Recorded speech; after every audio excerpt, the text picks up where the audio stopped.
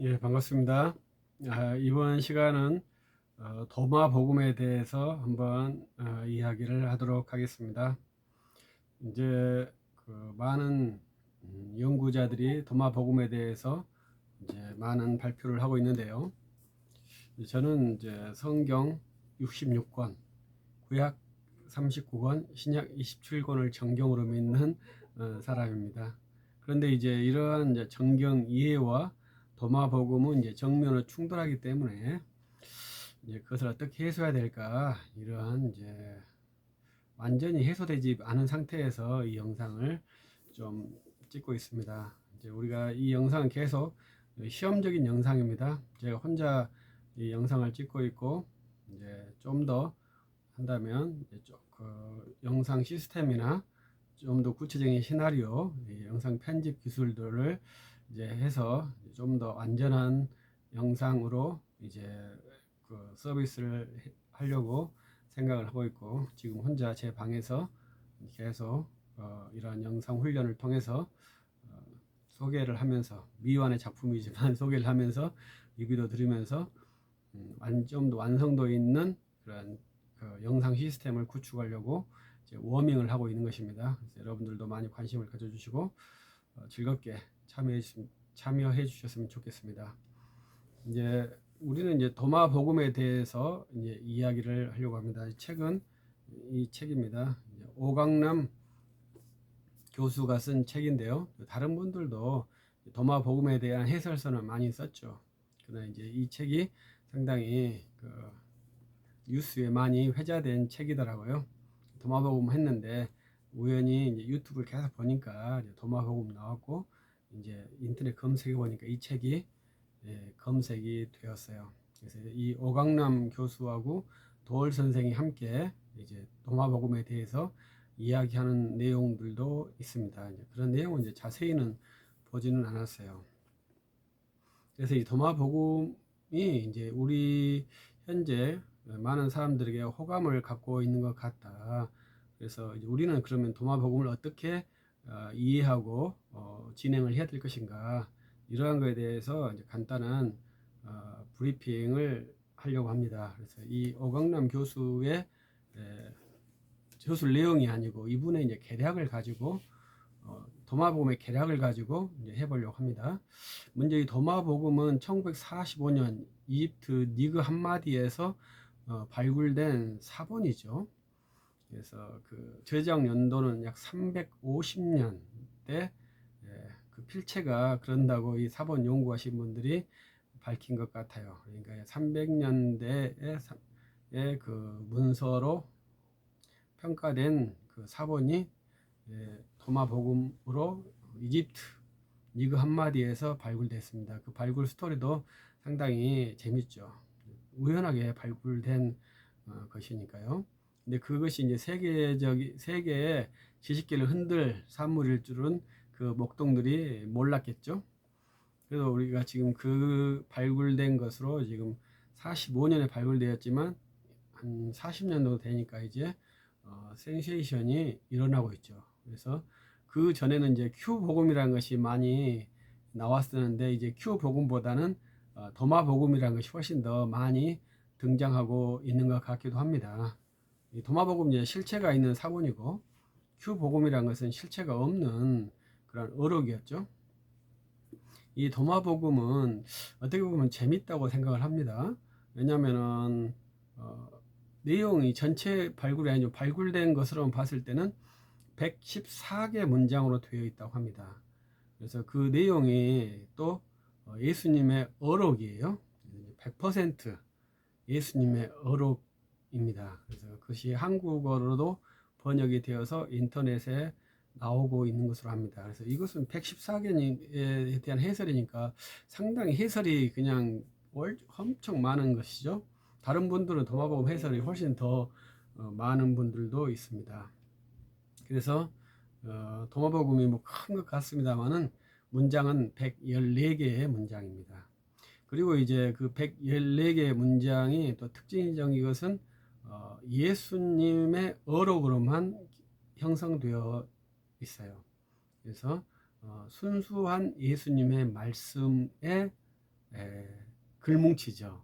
상당히 도전적인 가치를 가지고 있죠. 그래서 그러한 내용의 도마복음이다. 근데 여기에 꼭 따라오는 단어가 영지주의 문서다. 이러한 것도 또 따라오고 있더라고요. 그래서 이 도마복음을 긍정하시는 분들은 이 영지주의도 긍정하는 그러한 패턴으로 보여요. 근데 우리 기독교는 도마복음은 정경에 없을 뿐더러 영지주의도 교회에 아주 무서운 악의 씨앗이지 않습니까?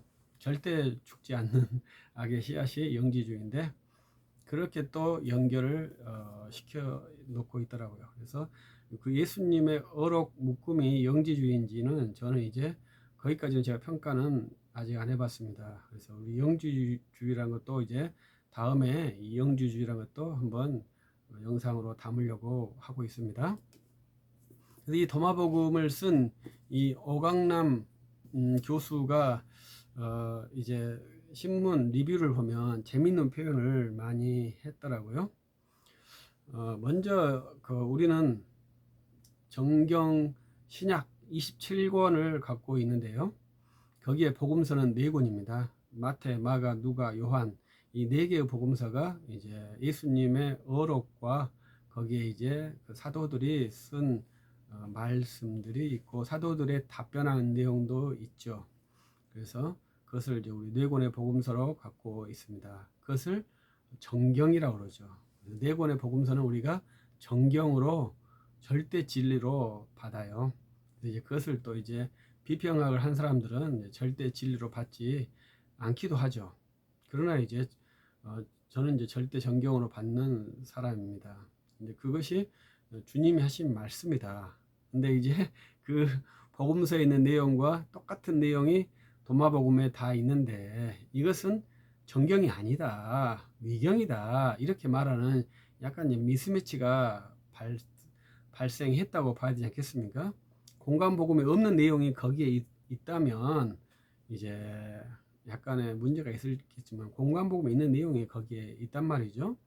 그러면 이제 예수님이 하신 말씀이구나 이렇게 받아들여야 되는데 우리가 위경, 가경 이렇게 하는 것을 우리가 거부한 문서에 대해서는 아주 위험성을 갖도록 훈련을 받았고 저도 그렇게 훈련을 하는 사람이거든요. 그러면 도마복음을 어떻게 이제 처리할 거냐, 어떻게 해소할 거냐, 이제 이러한 이제 우리의 그 태도, 마음 자세가 필요한 것이죠. 많은 사람들은 도마복음이 좋아요 이렇게 하는데 그러면 이 도마복음을 우리는 어떻게 해야 될 것이냐 이런 것에 대한 이야기인데 우리는 복음서가 4권이고 그 외에 다른 복음서는 하나님 말씀으로 인정하지 않을 뿐더러 그렇게 있다고 하는 것은 위험하다고 평가를 하는 것이죠.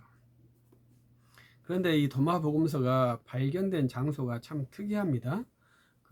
그것은 이제 이집트 니그 함마디에서 발굴되었다고 하니까요. 그러니까 이집트라는 지역은 지금 아프리카라고 하니까 약간 뭐 후진국 이렇게 생각할 수 있습니다만은 1세기, 4세기, 5세기 경의 이집트는요 굉장히 부유한 지역입니다. 그리고 해상 교통이 굉장히 활발했던 지역이죠. 그래서 로마에서 엄청나게 큰 도시였습니다.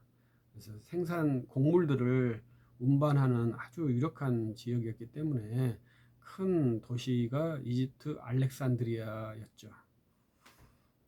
근데 거기가 이제 우리 기독교에도 제1번 강성한 지역이 알렉산드리아죠. 우리 사도행전에는 안디옥이 나오는데 이 안디옥 교회와 대적하는 그 교구가 알렉산드리아 교회예요. 그것도 참 희한하죠. 안디옥 교회는 이제 사도 바나바와 사도 바울이 사역했던 그러한 이방인 교회인데 이 알렉산드리아는 사도행전에 나타나지 않지만 바나바와 마가가 사역해서 그 교회가 형성되었다 이렇게 교회사적으로 이해하고 있고 알렉산드리아 제1번 교회의 교황은 교구장은 마가거든요. 그것도 참 놀라운 일이죠. 그래서 그 이제 300년 지난 뒤에 니케아 회의가 열리고 난 다음에 그 교구장이 대주교가 아타나시우스가 됩니다. 아타나시우스는 이제 굉장히 고난을 많이 받은 사역자 중에 한 사람이거든요. 아타나시우스는 아타나시우스는 45년 대주교를 재임을 했답니다. 거기에서 17년을 유배를 당하신 분이에요. 그러니까 한 절반 정도를 유배 생활을 하신 그러한 아주 강철 같은 의지를 가진 그러한 사역자죠. 왜냐하면 절반 정도를 유배하고 도망자 생활을 했으니까요. 그러면서 지킨 것이 삼위일체 교리거든요. 그러면서 이제 교회사에 아주 유력한 것들을 많이 남겨주셨죠. 제일 첫 번째는 325년 니케아 공회의가 철수되는 것을 막았죠.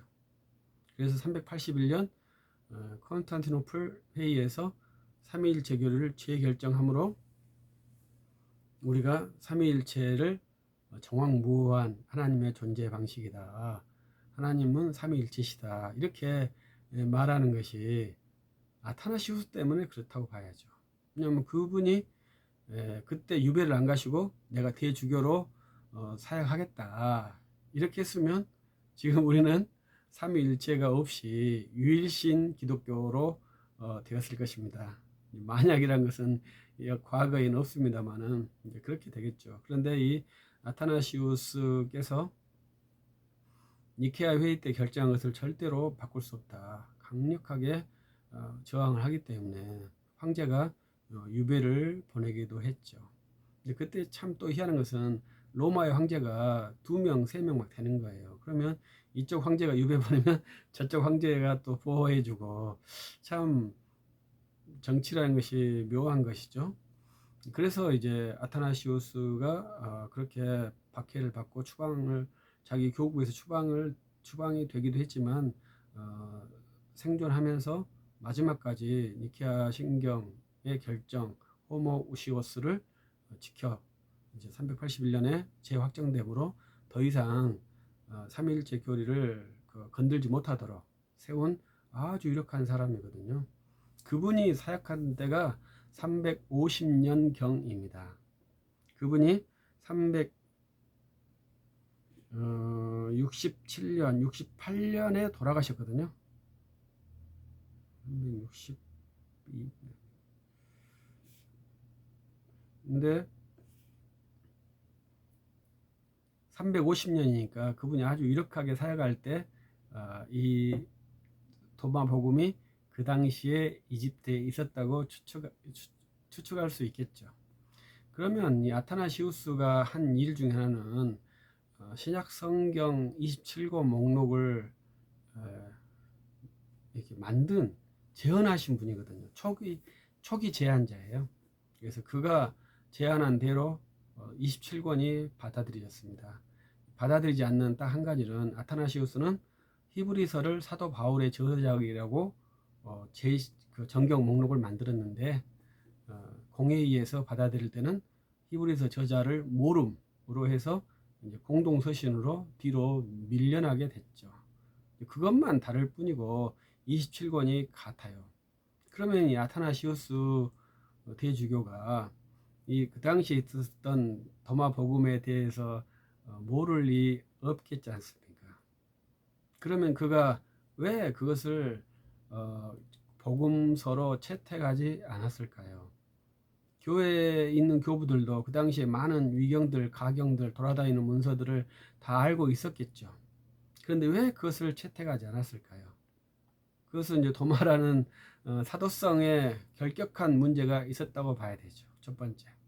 왜? 도마는 그 당시에 인도에서 사역을 했으니까요. 인도에서 사역하는 사역자가 이 이집트에다가 편지를 쓸 이유가 많지 않겠죠. 그래서 인도에 그것이 있었다면 혹시라도 모를 일이죠. 근데 인도에 있는 사람의 이름이 이 이집트에 있기 때문에 저작에 대해서 심각하게 신뢰성이 없을 수 있고요. 두 번째로 이 도마복음서의 내용은 예수님의 어록이지만 없는 내용이 있다는 거죠. 그 없는 내용은 십자가에서 죽으심, 부활, 승천, 그 다음에 재림, 이러한 내용이 도마복음서에는 없다는 겁니다. 이게 아주 결정적인 것이거든요. 그래서 우리가 이때는 이제 복음이란 무엇인가 이렇게 결정을 해볼 수 있어요. 복음의 제1번은 대속의 은혜거든요. 대속의 은혜를 확인해야만이 성육신도 알고 부활도 알고 승천도 알고 주님이 나의 현재 다스리심도 아는 그러한 그 인식 구조라고 저는 생각을 해요. 그래서 제일 처음에 우리가 경험하는 것이 주 예수 그리스도의 은혜로 죄 사함의 확신, 대속의 은혜, 내 죄를 구속하신 주 예수 그리스도를 믿고 고백하는 것이 제일 첫 번째 과정이라고 저는 생각을 합니다. 그 십자가의 속죄 제사로의 죽으심, 십자가에서 피 흘리심이거든요. 그런데 도마복음서는 그 내용이 없다는 것이죠. 그러면 그것이 복음이라고 말하기가 어렵죠. 예수님의 말씀이 114개의 문장이 있더라도 거기에 가장 핵심적인 십자가와 부활과 승천 그리고 재림이 없으니까 이것을 정경으로 채택하기는 불가능했을 것이다. 이렇게 추측할 수 있습니다. 그래서 복음이란 무엇인가 이렇게 알면 좋겠고요. 그래서 메이천 박사도 이러한 재밌는 말로 복음을 시작합니다. 그래서 메이천 박사는 복음과 교리를 이퀄, 동의어로 생각하거든요. 그래서 복음이란 뭐냐 했을 때 예수님이 십자가에 못 박혀 죽으셨다. 이것은 팩트다 이거죠. 팩트는 복음이 아니다. 이렇게. 복음은 뭐냐? 예수님 십자가에서 나의 죄를 사하시기 위해서 죽으셨다. 그 대속이라는 것이 들어가야 그때부터 복음이 된다. 이렇게 제시를 하면서 기독교와 자유주의를 시작하거든요. 그것은 자유주의자들이 역사적 예수를 심각하게 주장하면서 다른 대속의 체계를 거부하기 때문에 변호적인 성격으로 강조형으로 그렇게 말했을 수도 있죠.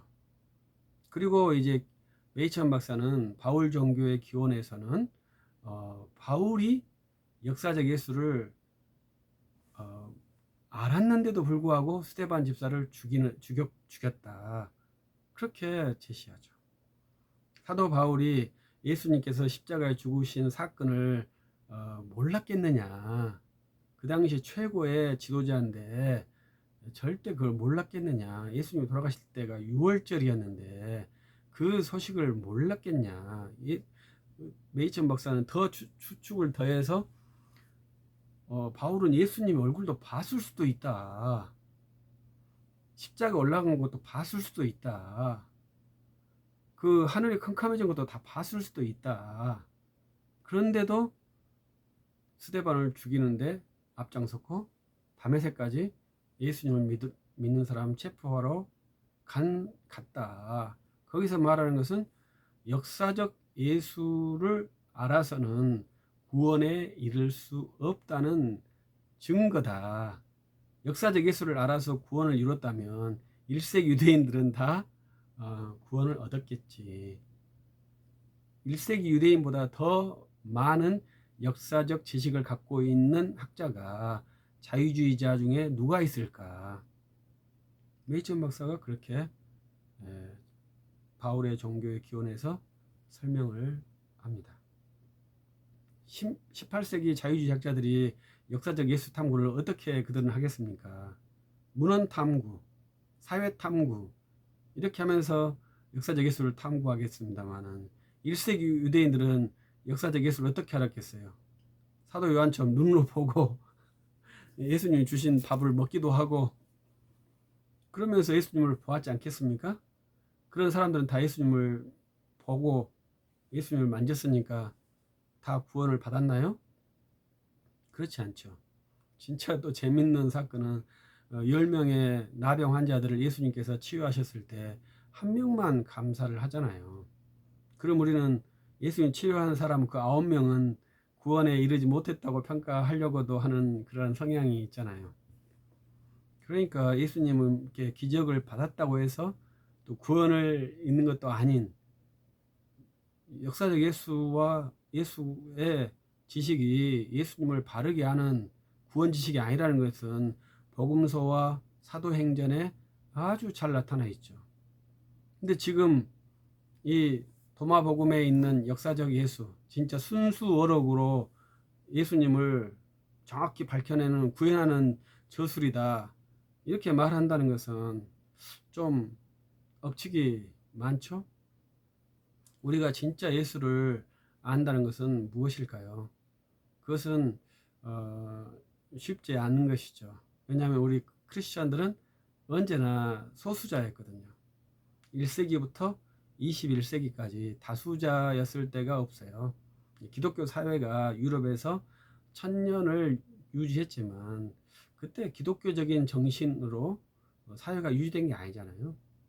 교회가 1000년을 통치했지만 그리스도의 말씀에 합당하게 교회가 운영된 게 아니잖아요. 그러니까 언제든지 그리스도인은 소수자였다고 저는 표현을 할 수밖에 없어요.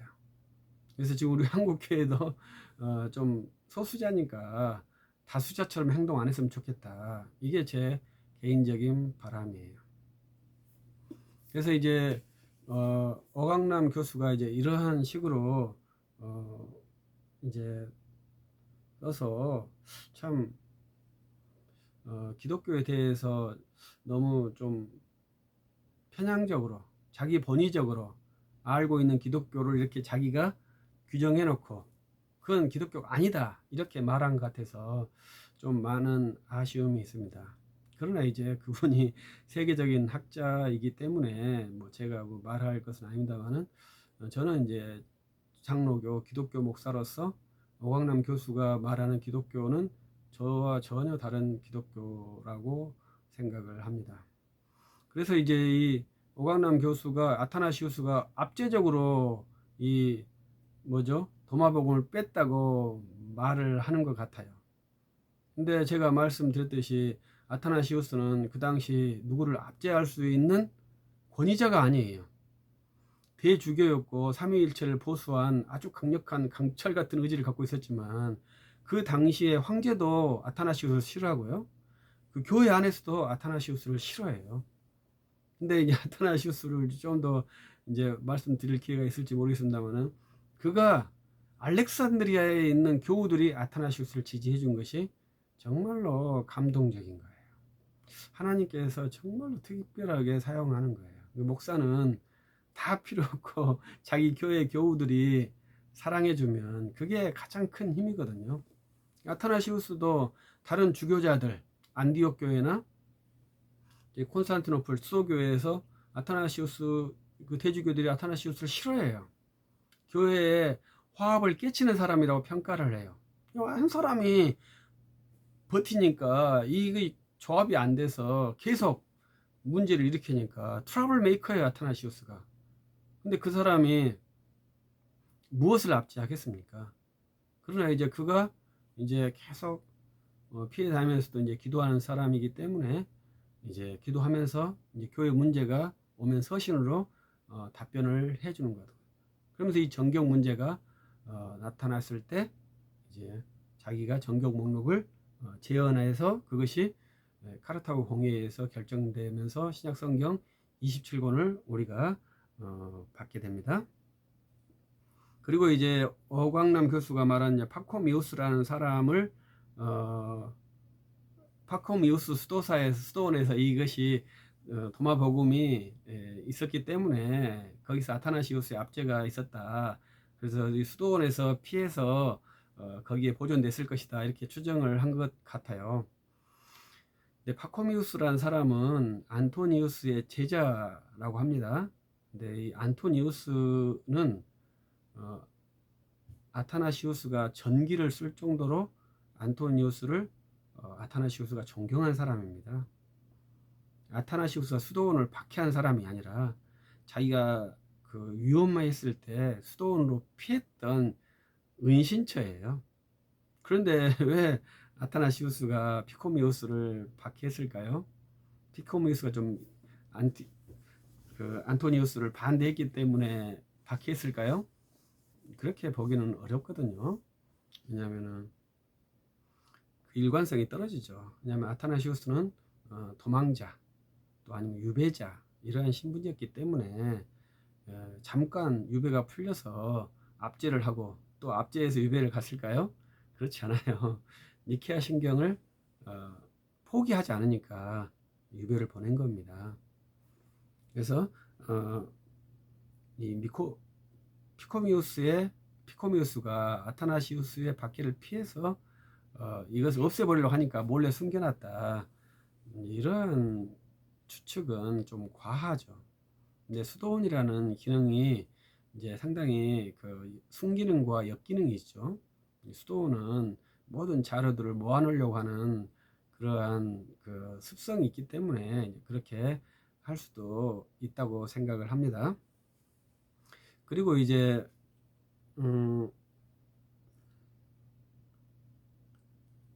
여광남 교수의 가장 큰 제가 불만은 이 책을 가지고 이제 불교인들과 많은 대화를 하셨더라고요. 그것까지 제가 말하고 싶진 않아요. 그런데 이분이 기독교를 분류했을 때 표층 기도와 심층 기독교, 표층 기독교와 심층 기독교로 분류한 거예요. 이것은 어디서 그렇게 갖고 와서 분류했는지 이해할 수가 없는 거예요. 어떻게 표층 기독교가 있고 어떻게 심층 기독교가 있다는 겁니까? 이것은 오강남 분류법이거든요. 오강남의 기독교는 아하 기독교지 않습니까? 아하 기독교는 심층 기독교고 현재 기독교는 표층 기독교라고 자기가 규정한 거잖아요. 어느 기독교 분류법에 표층 기독교와 심층 기독교로 분류한 것이 어디 있습니까? 그것은 철학에서 언어를 분류할 때나 쓰는 방법이지 이 역사적인 기독교 사물을 어떻게 표층과 심층으로 분류를 하겠습니까? 이건 정말로 납득하기가 어려운 것이고요. 그걸 납득했다고 하면은 기독교 분류법을 전혀 모르는 거죠. 이 기독교는 분류한다면 정통과 이단으로 분류하죠. 그 이단도 제가 누차 훈련하는데 이단을 정통에서 자의적으로 분리시킨 게 아니에요. 325년 니케아 회의를 알렉산더가 아리우스를 정죄하기 위해서 한 게 아니에요. 아리우스가 알렉산더를 정죄했기 때문에 알렉산드리아에서 문제가 발생한 것이죠. 그래서 알렉산드리아의 소동이 제국으로 이어져서 325년 니케아 회의가 열렸고 거기에서 아리우스가 패했죠. 그래서 정통파 니케아, 친아리안 이렇게 나눠지죠. 그런데 니케아 회의에서도 패했지만 그것을 없애려고 다수의 아리안들이 황제와 황제의 비서를 통해서 얼마나 많은 방해 공작을 했습니까? 그래서 아타나시우스를 유배를 보냈고 결국은 아타나시우스가 그 결정을 지키고 보존함으로 381년에 그때는 황제가 그 정통교리를 주호한 거죠. 그래서 정통교리가 확정된 거죠. 그래서 기독교는 정통과 이단으로 나눈다. 이렇게 한다면 그것이 기독교 신학적이고 기독교 역사적인 것이죠. 근데 어디서 온 분류법으로 기독교를 표층 기독교와 심층 기독교로 나누면서 심층 기독교가 진짜 기독교, 표층 기독교는 그 표층만 있으니까 기독교가 아니다. 이런 식으로 접근하는 것은 전혀 논리적이지도 않고 역사적이지도 않는 방법이죠. 그것을 크리스찬들이 좋아한다. 그것은 하지만 목사들이 그걸 따라간다. 그 신학교를 어떻게 나왔는지 모르죠. 신학교에서 표층 기독교, 심층 기독교를 가르치는 신학교가 있을까요? 지금 이제 모르겠네요. 이 책의 영향을 받아가지고 표층 기독교, 심층 기독교 반복하는 사람이 있는지. 그러나 그건 진짜 족보가 없는 거죠. 그런 걸 따라서 한다는 것은 부당할 뿐만 아니라 학문적이지도 않죠. 그런 비학문적인 것을 우리가 좋아하면서 즐겁게 이 도마복음을 이야기한다는 것이 저로서는 너무 좀 황당해서 지금 이런 영상을 찍고 있는 건데요. 저도 이제 도마복음을 쭉 더 연구하면서 이야기를 더 하려고 합니다.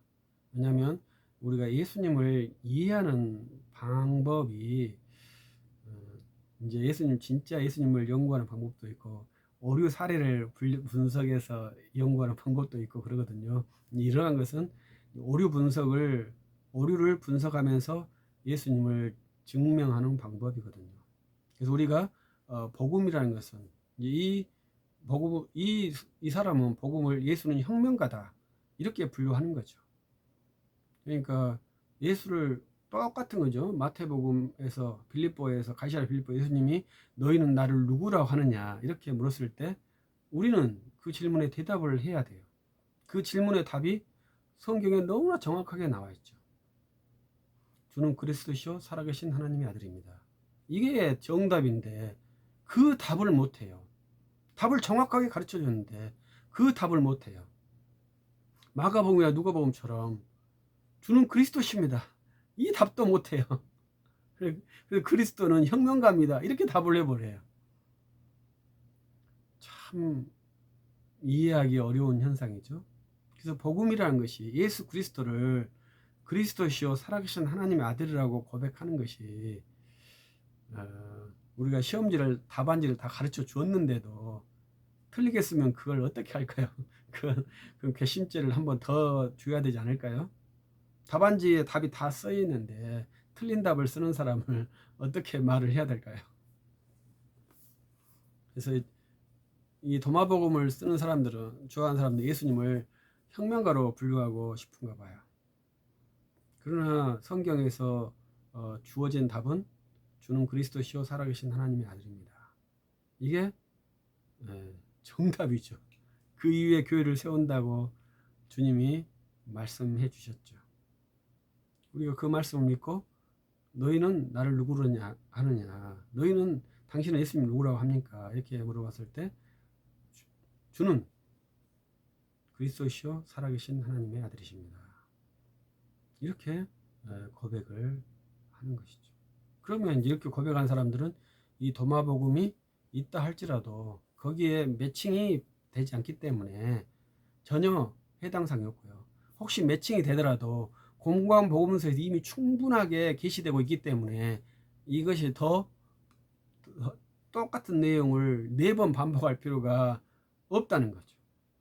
그래서 이 도마복음이 어떠한 효용성, 영적 효용성이 없다. 3권의 복음서, 4권의 복음서로 완전하고 충분하다. 이렇게 말할 수 있고요. 완전과 충분에 플러스 알파를 하면 그것은 사족이 되죠. 그래서 주님께서 마지막에 여기에 더하지 말라. 이렇게 했을 때 우리는 성경 27권까지 넣어서 해석을 하려고